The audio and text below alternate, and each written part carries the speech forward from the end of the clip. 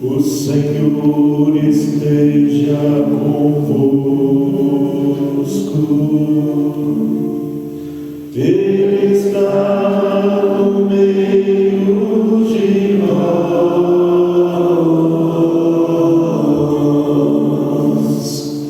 Proclamação do Evangelho de Jesus Cristo, segundo São Mateus.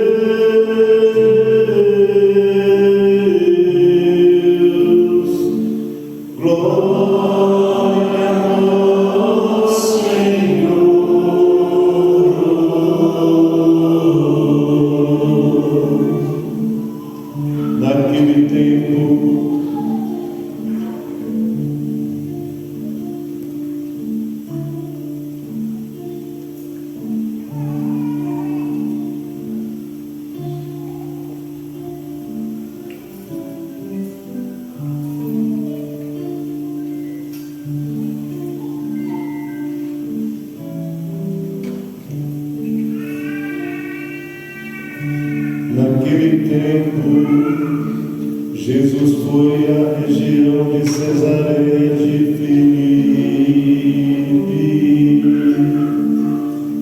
e ali perguntou aos seus discípulos: quem dizem os homens ser o Filho do homem?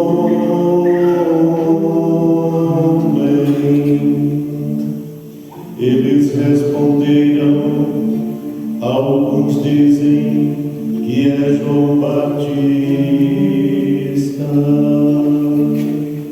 outros que é Elias, outros ainda que é Jeremias ou algum dos profetas.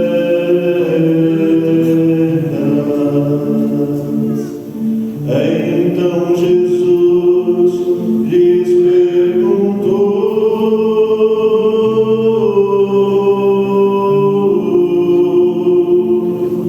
e vós, quem dizeis que eu sou?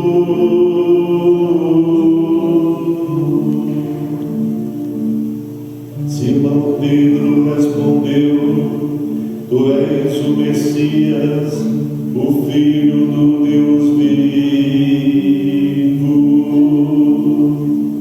Respondendo Jesus lhe disse: feliz és tu, Simão, filho de Jonas, porque não foi um ser humano que te revelou isso, mas o meu Pai que está no céu.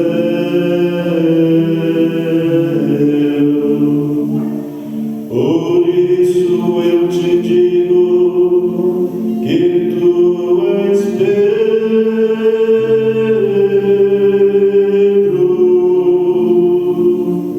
e sobre esta pedra construirei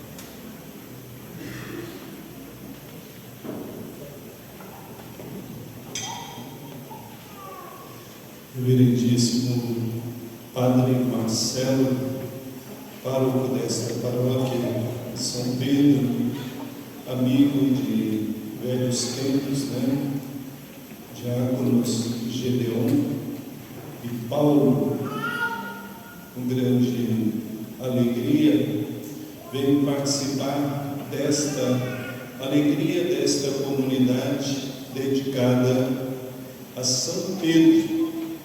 Hoje, nesta festa solene, São Pedro e São Paulo, apóstolos, nós hoje podemos confirmar a nossa fé, ter a certeza de que a nossa igreja foi instituída por Jesus Cristo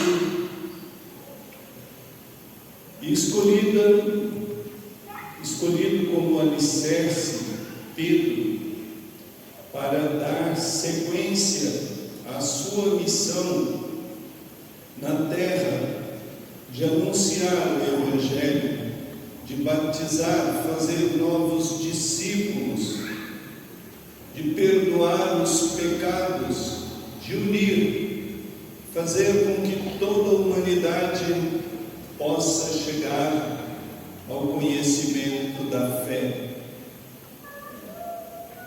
Ao olhar para as figuras dos apóstolos, Paulo e Pedro, também os outros apóstolos que aqui se encontram bem representados nestas figuras pintadas aqui ao fundo do presbitério, lembra que nossa igreja é apostólica, ou seja, ela é edificada no fundamento dos apóstolos. Para ser um pastor da igreja, é preciso que tenha a sucessão apostólica, ou seja, que tenha sido ou que seja sucessor de Pedro ou de algum dos 12 apóstolos.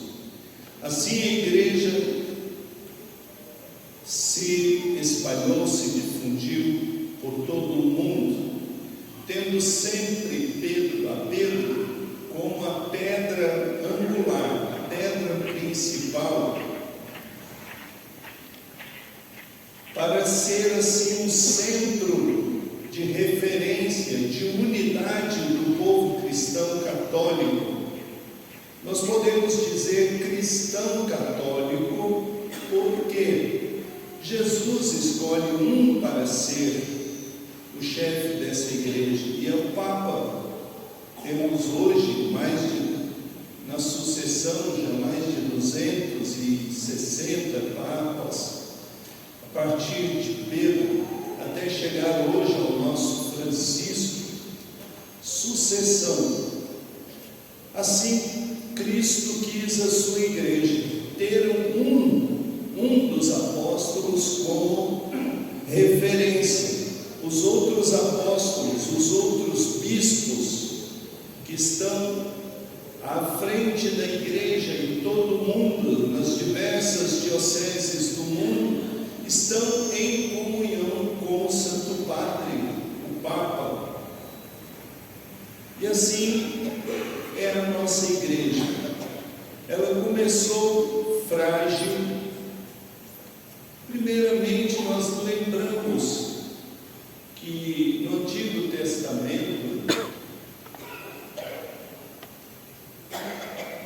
Deus escolheu um povo, uma nação, o povo de Israel, para, através desse povo, revelar-se a toda a humanidade, através de acontecimentos, de pessoas eleitas, escolhidas, para ele falar, os profetas. Tanto é que quando Jesus veio, pensavam que ele fosse algum dos profetas, aqueles que iriam preparar pensaram que ele fosse também um dos profetas, porque viram os sinais que ele realizava, os milagres, a sabedoria, mas pensavam ainda que ele fosse um dos profetas do Antigo Testamento. Mas ele é o próprio Messias, o Senhor da messe, esperado. Por isso Jesus, antes de partir, ele deixa um chefe para a igreja, mas ele faz uma pergunta: quem dizem as pessoas ser o Filho do Homem? Quando ele fala o Filho do Homem, ele está referindo a si próprio, o Filho do Homem. E aí os apóstolos respondem: uns dizem que é João Batista, que é Elias, que é algum dos profetas que voltaram. E ele pergunta: e vós, quem dizeis que eu sou? O povo está dizendo que eu sou um profeta, que vem preparar o caminho do Salvador. E vocês dizem o quê? E Pedro toma a frente e diz: tu és o Messias, tu és o Cristo, o ungido de Deus, o Salvador, tu és.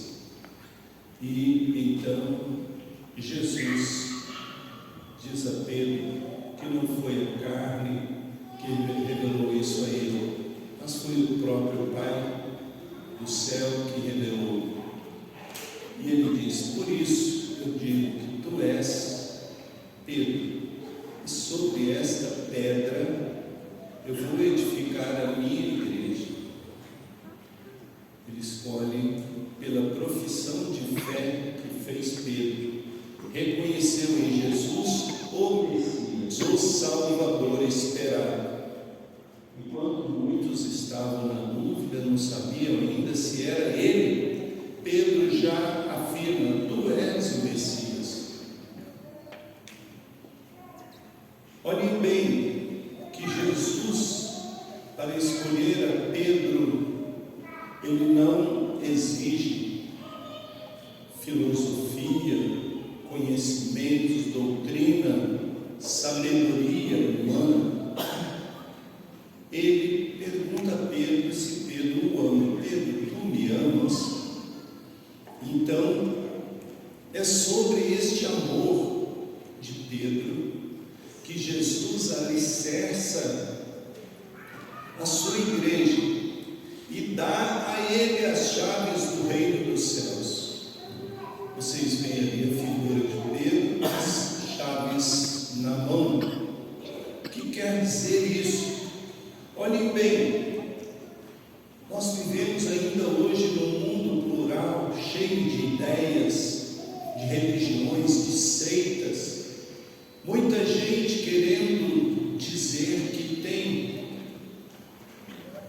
a chave da felicidade, da salvação, mas um tem essa chave dada por Deus, pelo próprio Cristo, o ungido, o Messias, o Salvador. Ele tem essa chave. Se nós queremos uma referência para saber se estamos no rumo certo, no caminho certo, é Pedro. Ele é a referência. É ele que anuncia em matéria de fé aquilo que nós devemos crer e aquilo que nós também devemos rejeitar, refutar, como algo que não vem e que não condiz com a fé anunciada, a palavra anunciada por Jesus. Então é Pedro o escolhido.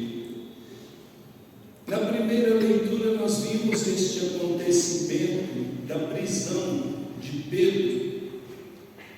Herodes viu que estava agradando ao povo judeu, mandando prender os discípulos de Jesus. Viu que estava, como diz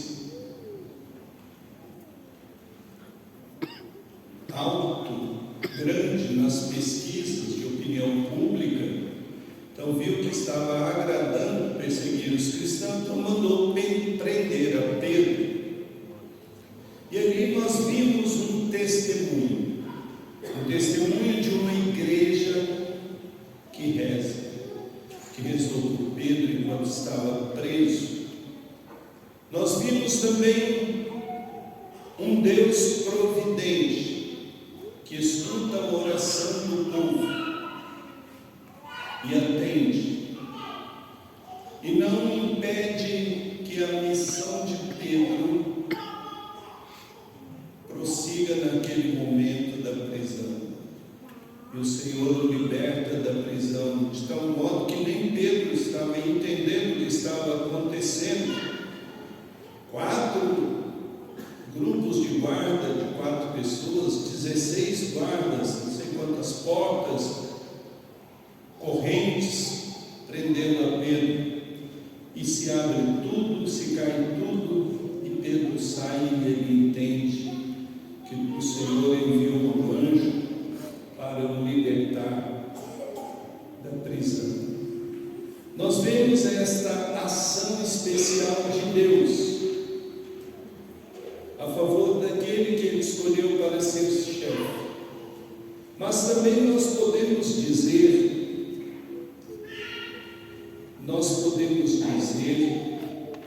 que os apóstolos não tiveram vida fácil.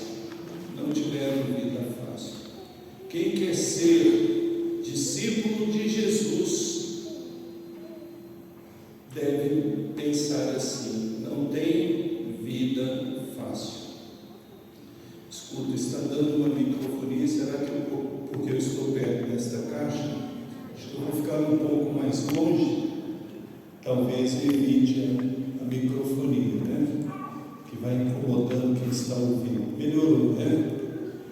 Então, meus irmãos, não tem vida fácil quem se dispõe a ser discípulo de Jesus, especialmente aqueles que Ele chama de uma maneira especial para uma vocação especial, a ser apóstolo. Ser apóstolo é ser testemunhar com a vida a ressurreição do Senhor, testemunhar que Cristo não ficou na morte, que Ele ressuscitou, e que todos aqueles que a Ele se unem também não ficarão na morte, ressuscitarão. Então, os apóstolos são, acima de tudo, testemunhas da ressurreição. Como diz Pedro, aquele que confirma a fé dos fiéis, que com o colégio dos apóstolos, hoje funciona assim: o Papa e os bispos, Pedro e os apóstolos, confirmam os novos cristãos, decidem em matéria de fé aquilo que devemos crer, como deve ser tudo na igreja, em matéria de doutrina, de moral, de liturgia, de direito, aquilo que devemos crer e como deve ser nossa vida. Nós não estamos à deriva, não estamos perdidos, à mercê de onde sopram os ventos. Não. Nós temos um governo, temos uma direção. Nós podemos dizer que nós temos uma segurança neste sentido, porque estamos em comunhão com aquele que Jesus deixou para levar avante a missão da salvação, da evangelização da humanidade. Não estamos à deriva, não estamos perdidos, inseguros,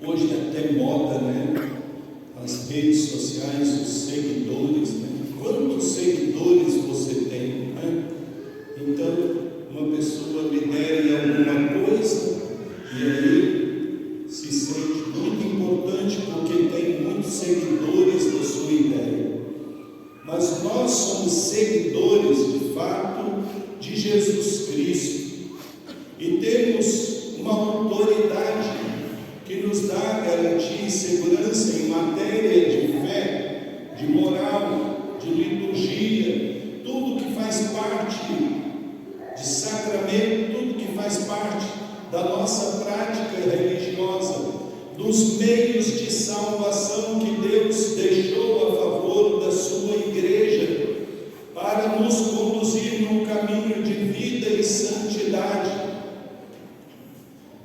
Mas a igreja nasceu pequena, simples, pobre e perseguida. Essa é a realidade da igreja que nasceu pobre, de um pequeno resto de Israel que ficou fiel, da qual fazia parte Maria, José, um pequeno grupo que se manteve fiel, daquele pequeno grupo de apóstolos que Jesus chamou. Ali nasceu a igreja. Nós poderíamos dizer: será que Jesus Cristo era um louco? Como ele vem fazer uma obra de tamanha importância para toda a humanidade, deixando-a tão vulnerável assim? Homens, pescadores, cobradores. Imagina, o Senhor vem no meio assim de nós e pega profissionais, um contador, um professor, não sei, um enfermeiro, um pedreiro, e chama para seguir, confia a eles a missão de conduzir a humanidade no caminho da salvação, no caminho do céu. Assim começou a igreja, pequena, pobre, frágil e perseguida. Não deixou exércitos, riquezas para garantir a manutenção e a permanência dela ao longo da história. Deixou homens que acolheram o anúncio do Evangelho, que confiaram na palavra do Senhor, que prometeram amor a Ele. Foi a esses que Jesus confiou a sua igreja, a esses homens.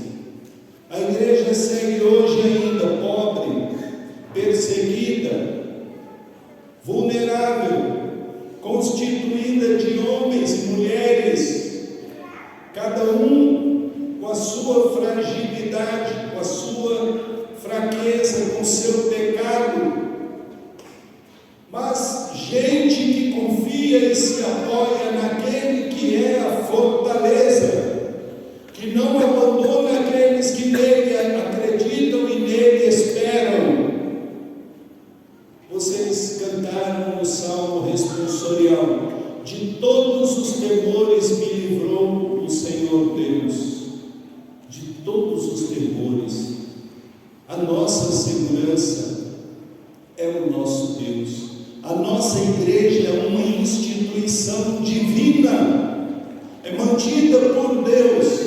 Por isso que, apesar da fraqueza, da vulnerabilidade, da pobreza da igreja, apesar dela sofrer ataques e perseguições, ela se mantém e cresce no mundo.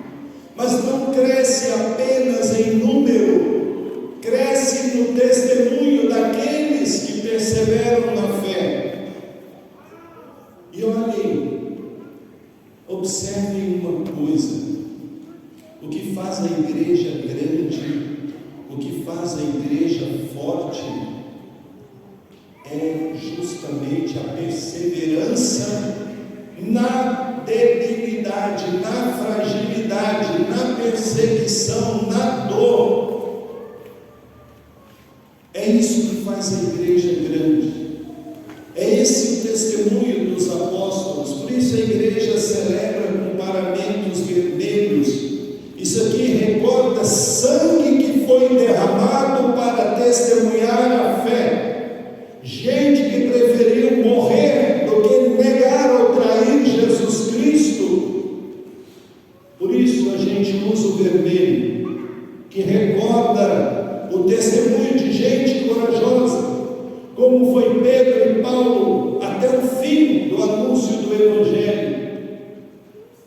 Um morre decapitado, o outro crucificado de cabeça para baixo.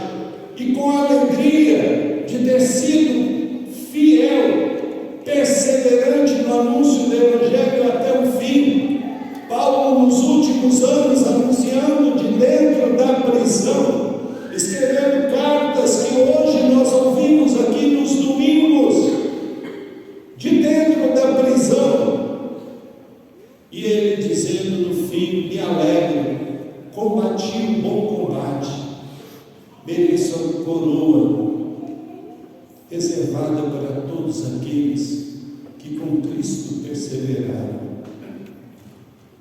Esse é o testemunho de Paulo, grande apóstolo, grande anunciador do Evangelho. E o testemunho de Pedro, que foi fiel até o fim, não ficou mais apenas na circunscrição da nação de Israel, do povo judeu. Ele foi para Roma. Lá ele se tornou um centro para o mundo todo. Não é mais um povo, uma nação, mas uma fé em torno de um homem escolhido por Deus para ser sinal, para ser luz, para ser testemunha, para ser um Cristo visível na terra. Pedro, homem frágil, também débil, numa igreja marcada por situações, dificuldades, perseguições, às vezes até erros mesmos, que os próprios apóstolos no início da sua caminhada também cometeram. Covardia, medo, negação, traição, desonestidade, coisas assim, que permearam a vida daqueles que ainda não haviam se convertido, não haviam amadurecido totalmente na fé. Mas esses homens o Senhor escolhe e dá o seu Espírito, os unge, para que eles possam serem testemunhas e anunciar Jesus Cristo, que morreu e ressuscitou por nós, que está presente na sua igreja. Olhem bem a promessa que Jesus faz a Pedro: eu te darei as chaves do reino dos céus. O que ligares na terra será ligado nos céus. E sabe o que é isso, meus irmãos? O poder de dar a certeza: segue por aí que você vai chegar ao céu. Não tenha medo, não tenha dúvida. Mas eu passo sofrimentos, dificuldades, eu tenho fraqueza. Persevera, confia no Senhor, busca a sua misericórdia, busca o seu perdão, busca a luz da sua palavra que guia os nossos passos, que nos ilumina, que nos permite fazermos as melhores escolhas. Persevera. O que ligares na terra será ligado no céu. Não estamos perdidos, irmãos. Não precisamos esperar uma manifestação espetacular de Deus para que nós creiamos. Nós já temos Ele presente no meio de nós, agindo através dos seus eventos, dos seus ungidos, que recebem poder para nos perdoar, para nos alimentar na fé, nos instruir na fé, curar nossas feridas. É Deus agindo na história, agindo no meio de nós. O que ligares na terra quer dizer, olha, se você permanecer no pecado, nesse pecado você pode se perder. Se você se fechar a fé, se virar as costas para Deus, você pode ser condenado. Será condenado aquele que não recebe o anúncio do Evangelho, que vira as costas. Mas o Senhor dá também a possibilidade de muitos se salvarem, até quem nunca conheceu o Evangelho, mas que tem na vida atitudes de filhos de Deus, de justiça, de amor, de caridade, de respeito à vida, de respeito à criação que é obra de Deus,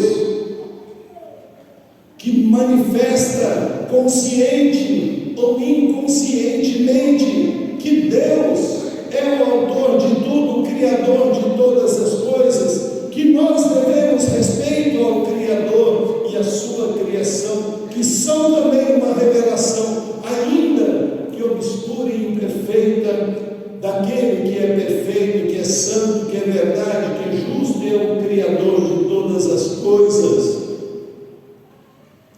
O que ligares na terra será ligado no céu. E olha a outra segurança que Ele nos dá: as portas do inferno não vão prevalecer contra a igreja.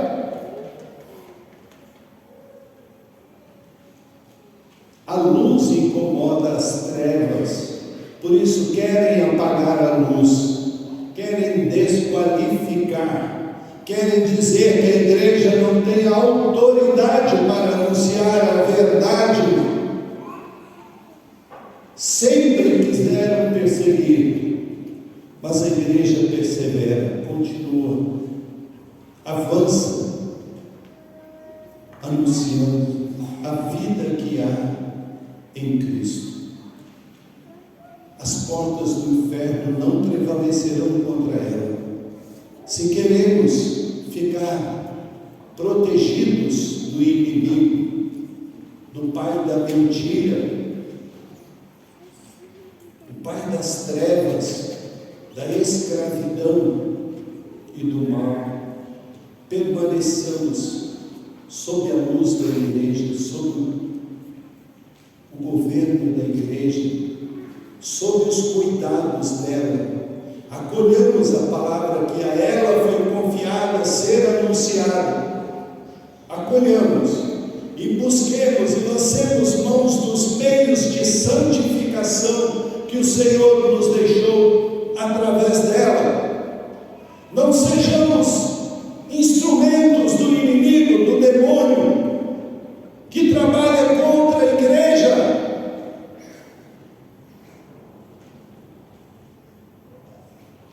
Devemos defender a comunhão, a unidade. Isto é sinal da presença do Espírito Santo. Quando há divisão, há desarmonia, rivalidades, guerras, fofocas, intrigas, perseguições, é sinal que ali não está o Espírito Santo. E passamos a ser instrumentos do demônio que quer dividir, que quer enfraquecer e ataca inclusive os pastores, como é o propósito do demônio: ferirei o pastor e dispersarei o rebanho.